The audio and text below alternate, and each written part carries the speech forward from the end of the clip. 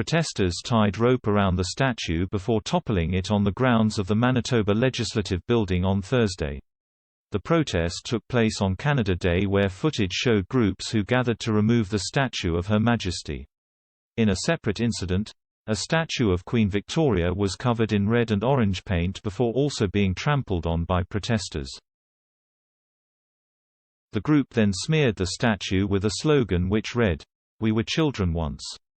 Bring 'em home." During the protest, the group was also heard chanting "No Pride in Genocide" as they stood around the statue in Winnipeg. The protests came amid the reports of the country's treatment of the indigenous population. The backlash occurred after First Nation communities discovered the remains of former children at residential schools. The schools were often run by the Catholic Church, with many across the country also facing arson attacks.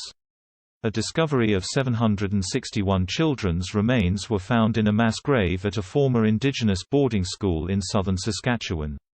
The mass grave was found by the k.n.o.c.k First Nation last Thursday.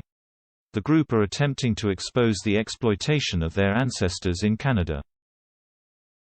A further 200 bodies were also found in a grave at St. Eugene's Mission School, k.n.o.c.k, British Columbia.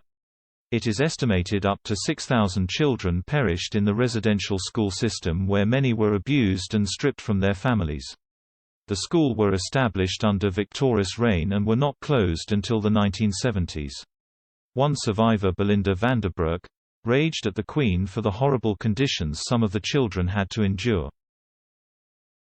She told CBS News, "This Queen is the one that gave our land away just like that to her merry gentlemen, her fur traders. So I really have no place for her in my heart. I never did.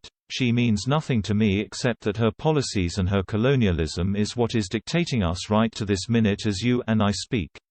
While at the schools, the children were also banned from speaking their native tongue.